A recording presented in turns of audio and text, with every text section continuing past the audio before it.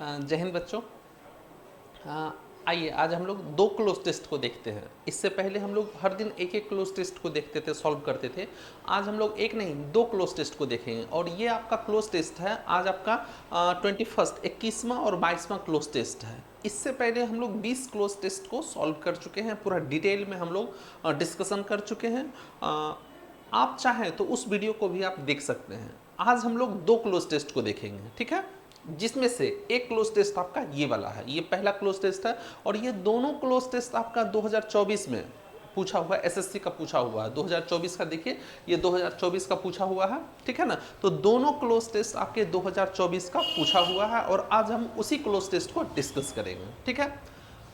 आपसे पहले भी हमने कहा था कि जब भी क्लोज टेस्ट को सॉल्व कीजिए तो एक बार क्लोज टेस्ट को थॉरोली पढ़ लेना चाहिए, जल्दी में पढ़ लेना चाहिए। इससे क्या होता है कि जब आप क्लोज टेस्ट को पढ़ लेते हैं तब आपको पता चल जाता है कि ये क्लोज टेस्ट किस बारे में कहा जा रहा है, ठीक है ना। इसका टोन क्या है, पॉजिटिव टोन है या निगेटिव टोन है, और इस क्लोज टेस्ट का टेंस क्या है। अगर ये क्लोज टेस्ट प्रेजेंट टेंस में लिखी गई है तो मैक्सिमम ऑप्शन भी आपका प्रेजेंट टेंस वाला होगा। अगर ये क्लोज टेस्ट पास्ट टेंस में लिखी गई है तो मैक्सिमम ऑप्शन भी पास्ट टेंस वाला होता है, ठीक है। तो इसलिए हमको क्लोज टेस्ट को पढ़ लेना चाहिए एक बार, ठीक है। तो सबसे पहले आप एक बार खुद से इसको सॉल्व कीजिए, एक बार आप खुद से इस क्लोज टेस्ट को सॉल्व कीजिए। उसके बाद जब हम डिस्कस करेंगे तब आप देखिएगा कि आपका कितना सही और कितना गलत हो गया, ठीक है। तो आपको कुछ सेकेंड का समय देते हैं, वीडियो को पॉज कीजिए और एक बार खुद से आप इसको सॉल्व करके देख लीजिए। तो जल्दी से सॉल्व कर लीजिए।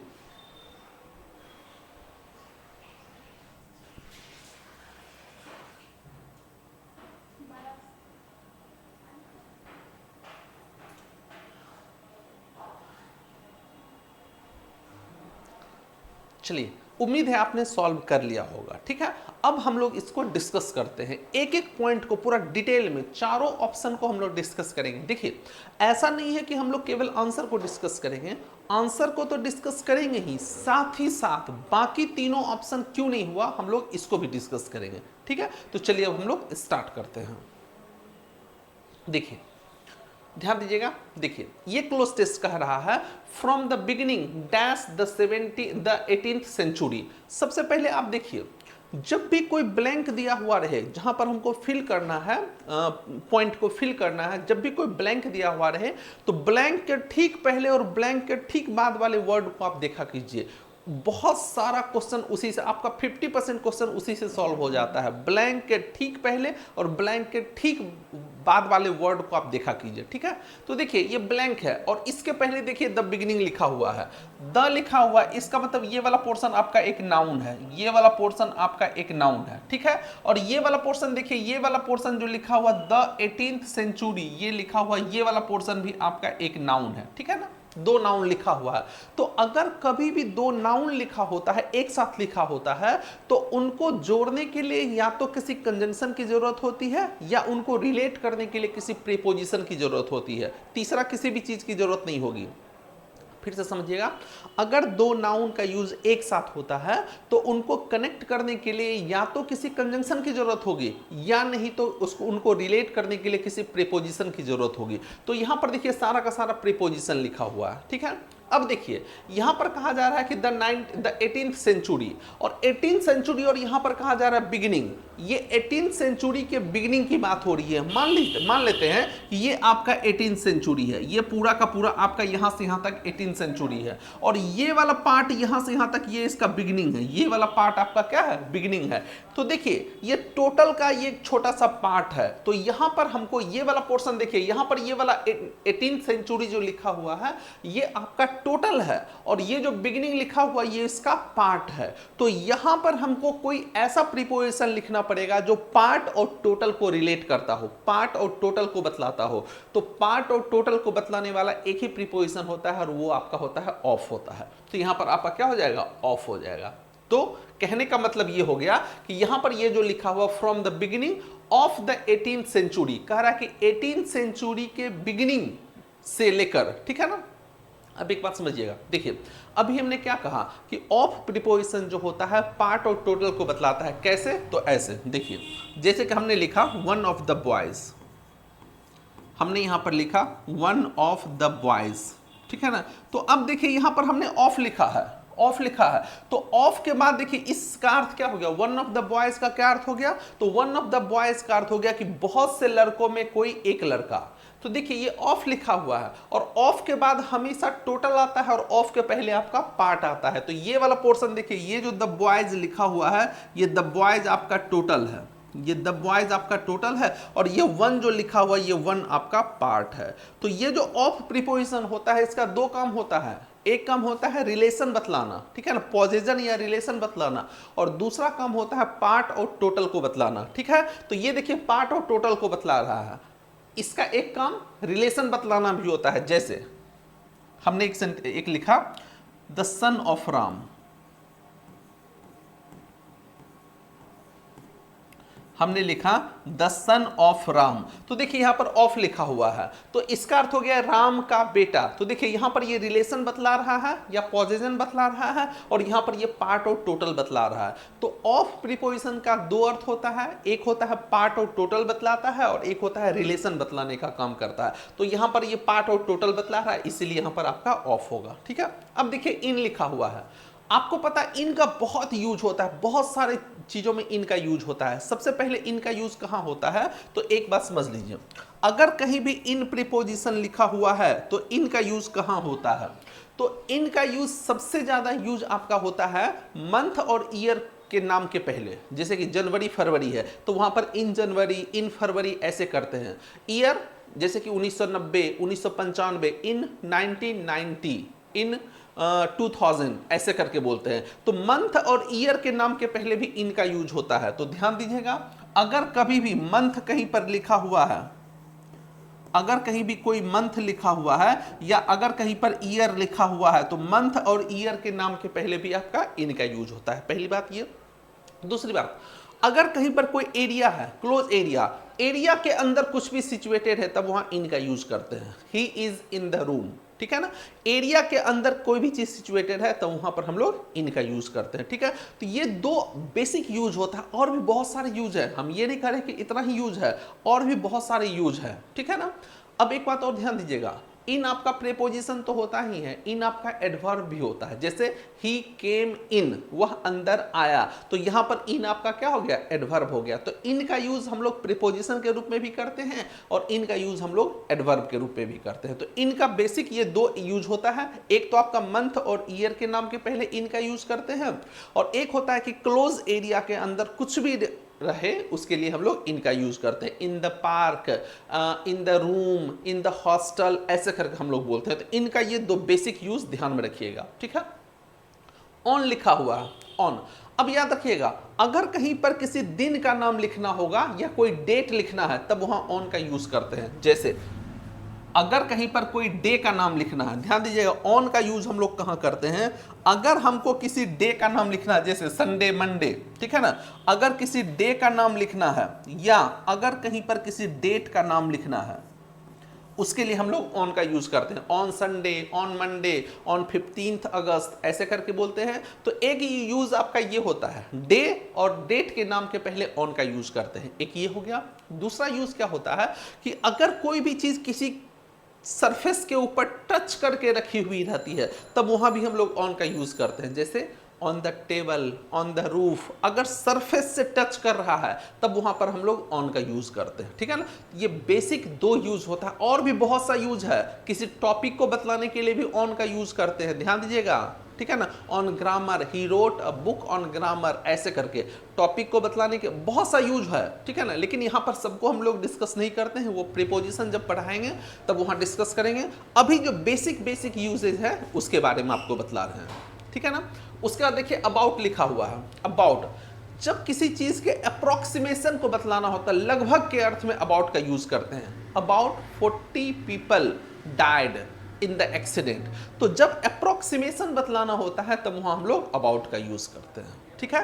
तो ये सारा का सारा बेसिक यूज था, ठीक है।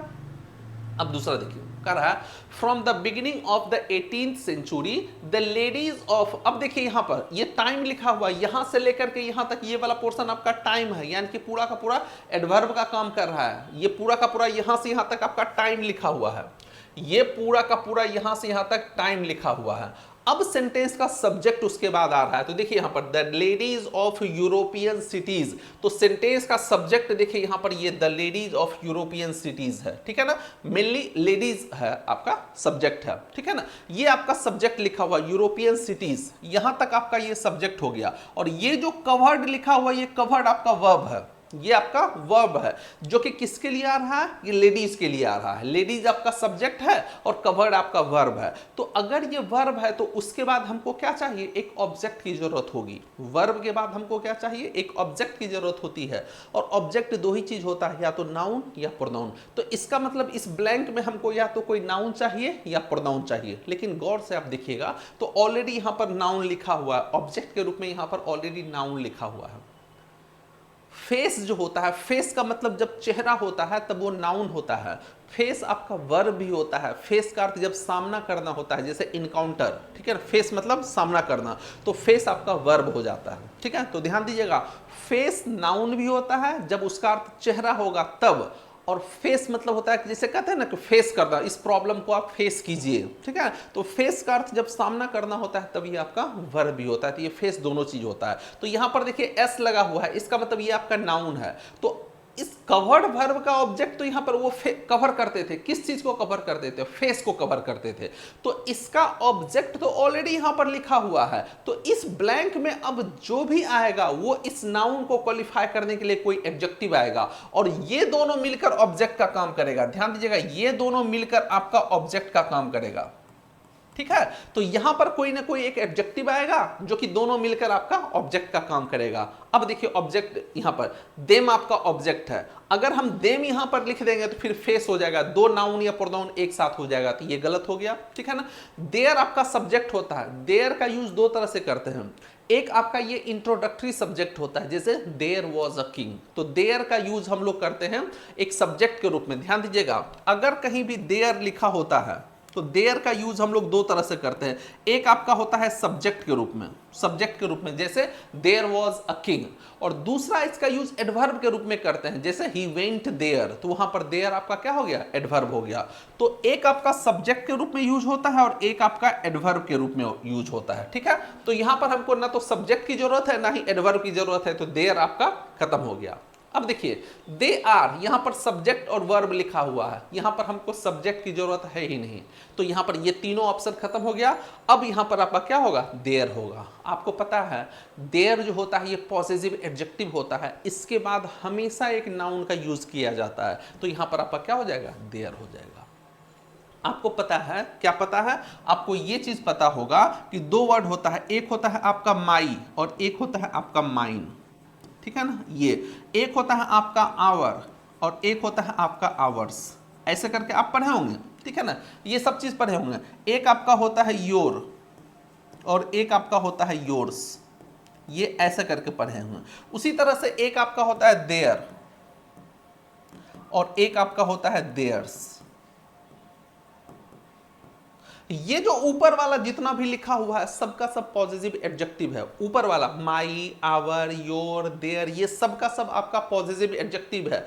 इनके बाद हमेशा एक नाउन का यूज किया जाता है, ठीक है। पॉजिटिव एडजेक्टिव के बाद हमेशा एक नाउन आता है, और नीचे वाला जितना भी है ये पॉजिटिव प्रोनाउन है, इनके बाद कभी भी नाउन का यूज नहीं किया जाता है। तो पॉजिटिव केस दो प्रकार का होता है, एक होता है पॉजिटिव एडजेक्टिव और एक होता है पॉजिटिव प्रोनाउन, ठीक है, पॉजिटिव प्रोनाउन। तो ये ऊपर वाला सारा का सारा पॉजिटिव एडजेक्टिव है, इनके बाद हमेशा एक नाउन का यूज होगा, और नीचे वाले के बाद कभी भी नाउन का यूज नहीं होगा। इसमें ऑलरेडी नाउन का मीनिंग इंक्लूड होता है, नाउन एक आपका इंक्लूड होता है।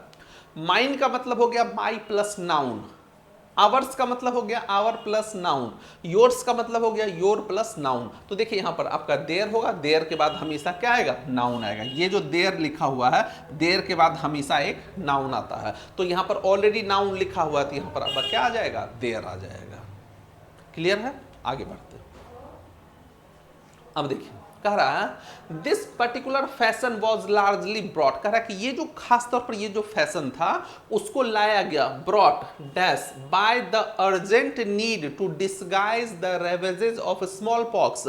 पहले के जमाने में जो स्मॉल पॉक्स हो जाया करता था, महिलाओं को जो हो जाता था स्मॉल पॉक्स, रेवेजेस का मतलब होता है कि जो जैसे कि कोई मकान क्या हो गया, टूट फूट गया, जीर्ण शीर्ण अवस्था में है, अब जो बचा हुआ है उसको रेवेजेस कहते हैं। तो आफ्टर इफेक्ट जो होता है, तो स्मॉल पॉक्स के आफ्टर इफेक्ट को डिस्गाइज करने के लिए, डिस्गाइज मतलब छुपाना, डिस्गाइज करने के लिए इस फैशन को लाया गया। यानी कि आप गांव देहात में देखिएगा, जब किसी को स्मॉल पॉक्स हो जाता है, चेचक हो जाता है, तो उसके चेहरे पर दाग हो जाता है, एकदम गड्ढा गड्ढा जैसा बन जाता है।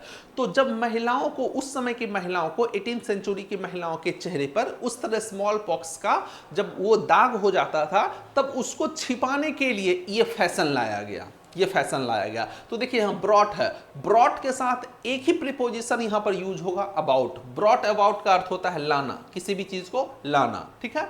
तो ये फैशन लाया गया था स्मॉल पॉक्स के बाद जो चेहरे पर दाग पड़ जाते थे उसको छिपाने के लिए। तो ब्रिंग अबाउट का अर्थ होता है किसी भी चीज को लाना, ठीक है।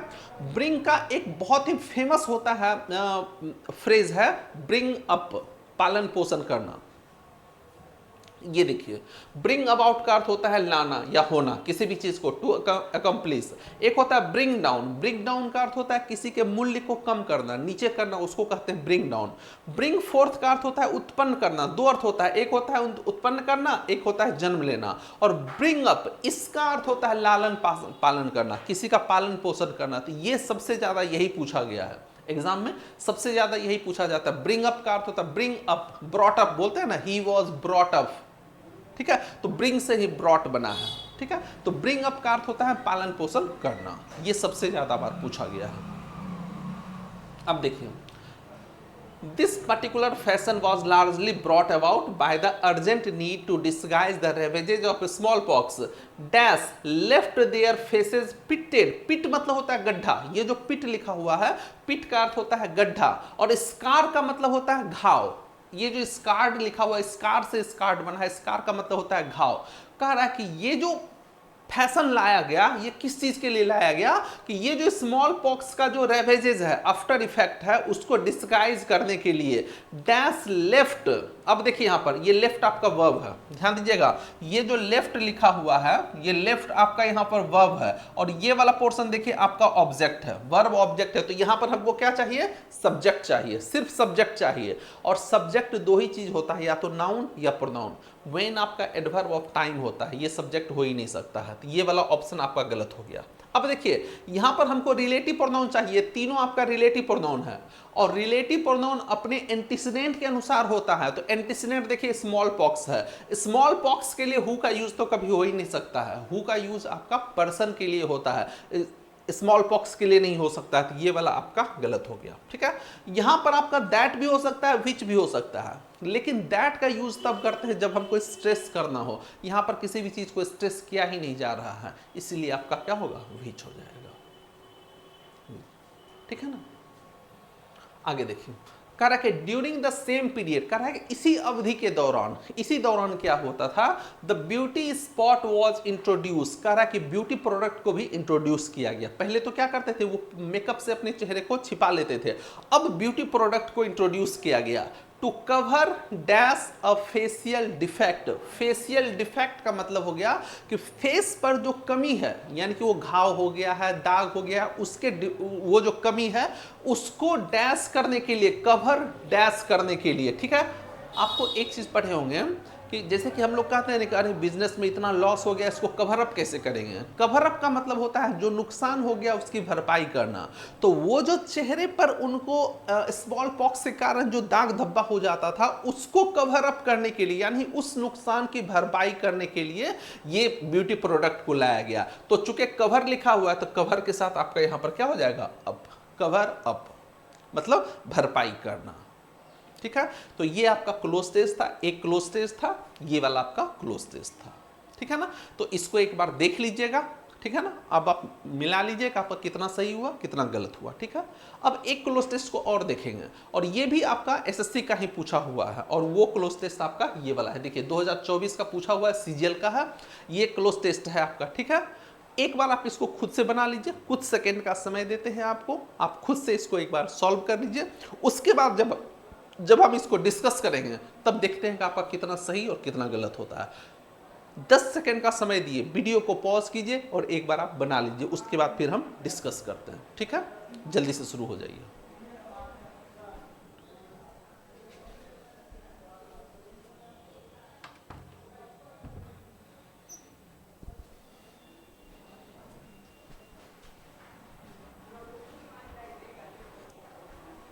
उम्मीद है आपने बना लिया होगा, ठीक है? अब चलिए हम लोग डिस्कस करते हैं। देखिए, कह रहा है the third national wild life action plan for 2017 से 31। कह रहा है ये जो तीसरा जो नेशनल वाइल्ड लाइफ प्लान है वो कब से कब तक का है? 2017 से लेकर 2031 तक का है, ठीक है ना? उसके बारे में बात हो रही है। ये प्लान है, ठीक है ना? National wild life action plan है, उसके बारे में बात की जा रही है। अंडरलाइन का मतलब होता है रेखांकित करना, यानी बतलाना। ये जो प्लान है, तीसरा प्लान है, वो बतलाता है, क्या बतलाता है? इंडियाज प्लान, भारत की क्या योजना है, ठीक है ना? उसके बारे में बतलाता है। India's plan for wild life conservation, वन्य जीवों का संरक्षण। इंडिया जो वन्य जीवों का संरक्षण करेगा उसके बारे में यह बतलाता है, ठीक है ना? और उसको क्या किया गया? Was unveiled. एक वर्ड होता है वेल, VEIL, वेल, ठीक है ना? ये VEIL, वेल। वेल का अर्थ होता है कर्टेन, पर्दा। वेल का अर्थ होता है कर्टेन, इसको हम लोग कहते हैं पर्दा, ठीक है ना? तो अगर कहीं पर कोई पर्दा गिरा हुआ है, किसी को ढक दिया गया है, तब उसको वेल कहेंगे। और देखिए यहां पर लिखा हुआ अनवेल। अनवेल का मतलब होता है पर्दा हटाना। आप देखते होंगे जब कोई किसी भी चीज का मंत्री लोग उद्घाटन करते हैं तो पर्दा को खींचते हैं, तो उसी को अनवेल कहा जाता है, ठीक है? तो ये जो तीसरा वाइल्ड लाइफ एक्शन प्लान है, जिसमें इंडिया का ये प्लान है कि वो वाइल्ड लाइफ का कंजर्वेशन कैसे किया जाएगा, उसको अनवेल्ड किया गया, यानी कि उसका उद्घाटन किया गया, ठीक है ना? अब देखिए the global wild life programme conference. अब देखिए कॉन्फ्रेंस है, यानी कि उस कॉन्फ्रेंस में इसका उद्घाटन किया गया। अब चूंकि कॉन्फ्रेंस है, कॉन्फ्रेंस एक जगह है, छोटी जगह है, और उसके लिए हमको एक प्रीपोजिशन देना पड़ेगा। तो जगह के लिए दो प्रीपोजिशन आता है, एक आपका आता है एट, एक आता है आपका इन। अगर कोई स्मॉल प्लेस है तब उसके लिए एट का यूज करते हैं, और अगर कहीं पर कोई बिगर प्लेस है तब उसके लिए हम लोग इन का यूज करते हैं। ध्यान दीजिएगा, दो प्रीपोजिशन का यूज करते हैं। एक प्रीपोजिशन आपका होता है एट, एट का यूज करते हैं स्मॉलर प्लेस के लिए, और इन का यूज करते हैं हम लोग बिगर प्लेस के लिए। तो ध्यान दीजिएगा, अगर कहीं पर कोई स्मॉल प्लेस है तब स्मॉलर प्लेस के लिए हम लोग एट का यूज करते हैं, और अगर कहीं पर कोई बिगर प्लेस है तब बिगर प्लेस के लिए हम लोग इन का यूज करते हैं। अगर कहीं पर बिगर प्लेस है तब उसके लिए हम लोग इन का यूज करते हैं। और एक बात और, अगर कहीं पर कोई गैदरिंग है, ठीक है ना, जहां पर कुछ लोगों का गैदरिंग है, उसके लिए भी हम लोग एट का ही यूज करते हैं। ध्यान दीजिएगा, अगर कहीं पर कोई गैदरिंग है,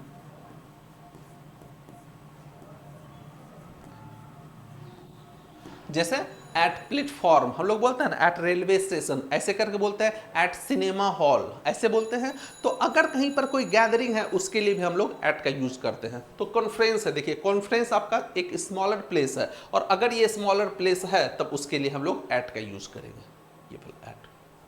अब देखिए ये फॉर है, फॉर का यूज दो तरह से करते हैं। फॉर आपका प्रीपोजिशन भी होता है, फॉर आपका कंजंक्शन भी होता है। जैसे आप पढ़े ना, फॉर 10 डेज, फॉर 3 आवर्स ऐसे करके बोलते हैं, तो वहां पर फॉर आपका प्रीपोजिशन है।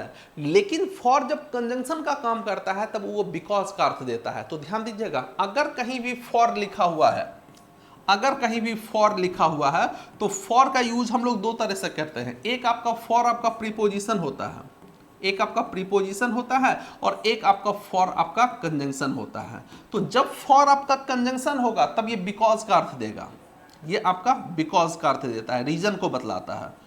फॉर जब कंजंक्शन, कोऑर्डिनेट कंजंक्शन, जब ये कंजंक्शन होगा तब कोऑर्डिनेट कंजंक्शन होगा और बिकॉज का अर्थ देता है। और फॉर आपका प्रीपोजिशन तो होता ही है, for 3 days, I have been living here for 10 years ऐसे करके बोलते हैं ना, तो वो फॉर आपका वहां पर प्रीपोजिशन है, ठीक है।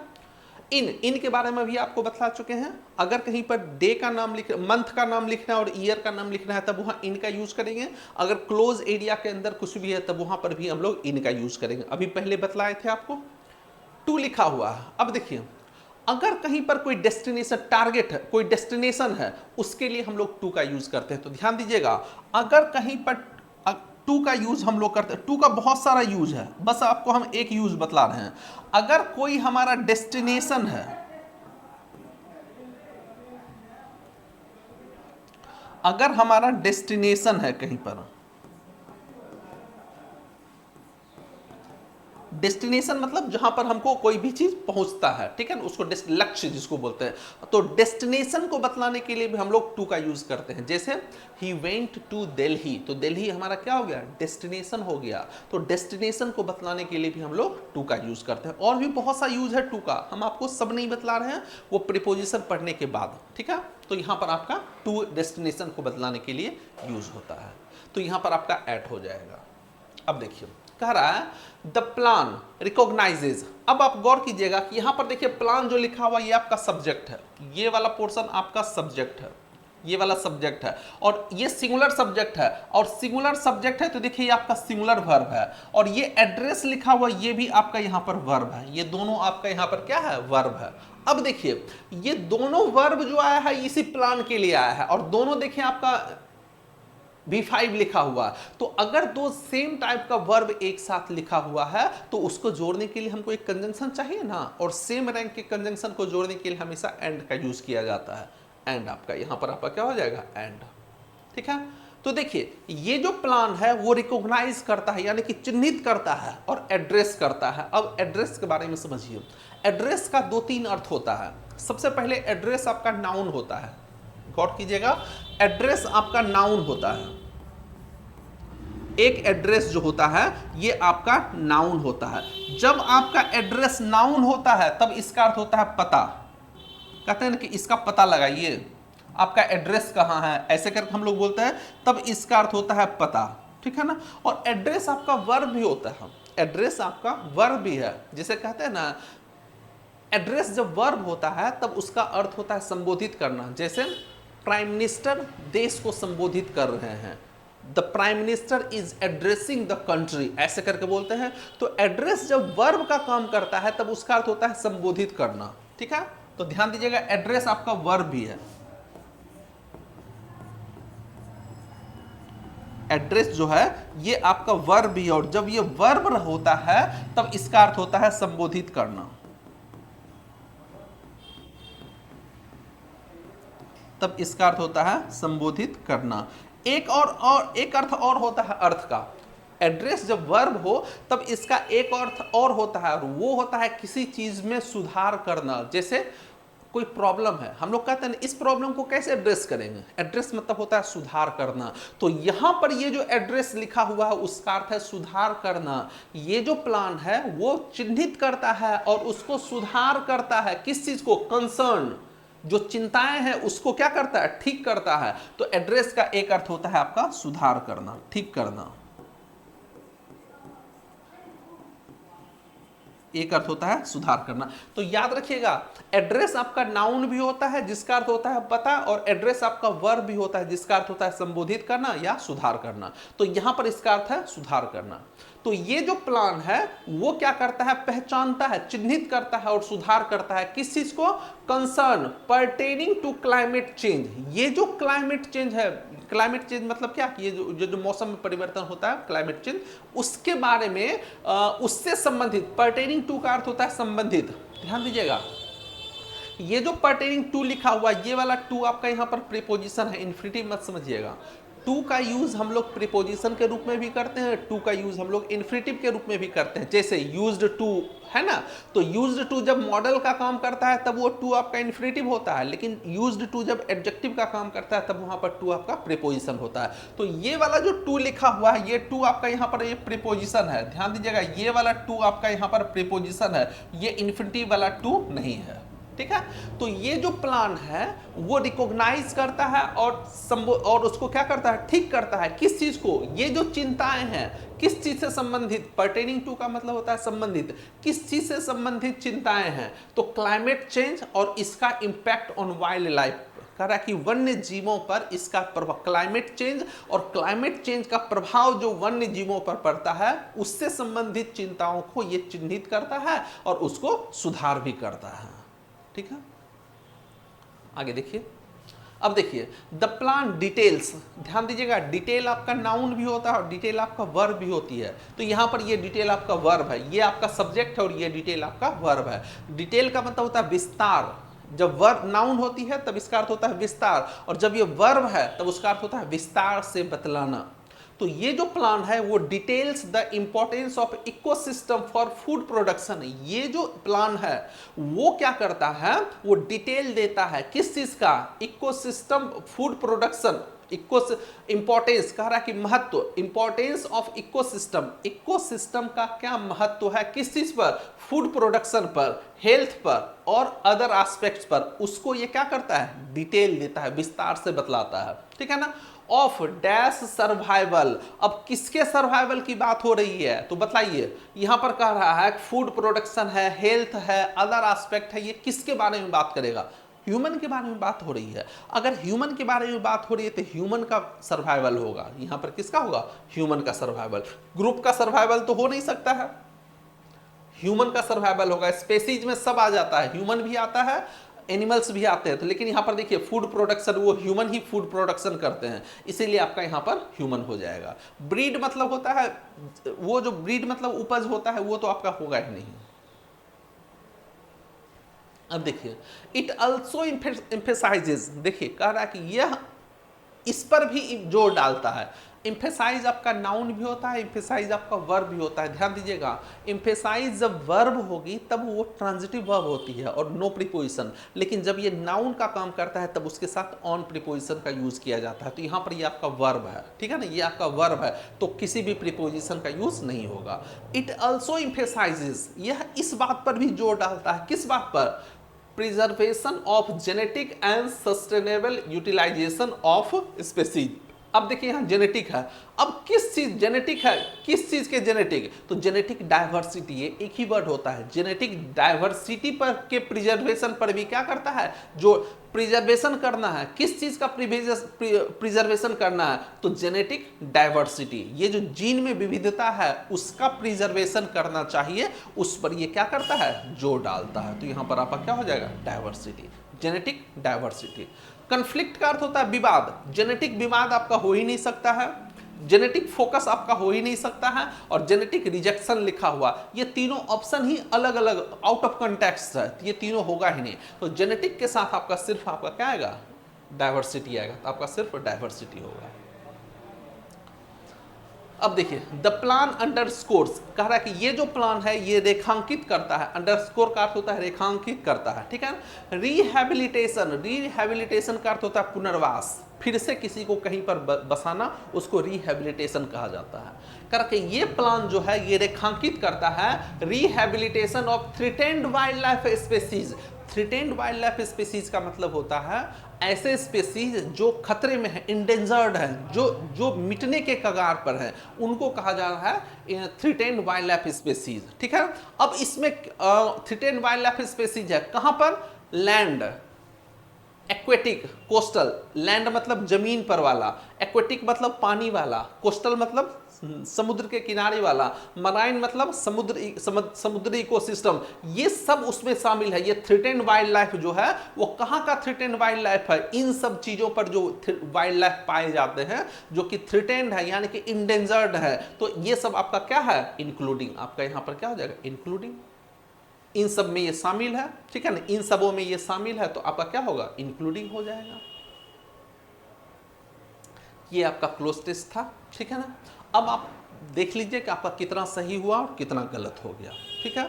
तो आज भर हम लोग इतना ही रखते हैं। आज हमने 2 क्लोज टेस्ट को डिस्कस किया, फिर हम अगले दिन और क्लोज टेस्ट को लेकर आएंगे। अब रेगुलर वे में आपको क्लोज टेस्ट मिलता रहेगा, ठीक है। तो आज भर हम लोग इतना ही रखते हैं, फिर अगले दिन मिलते हैं, तब तक के लिए बाय, थैंक यू।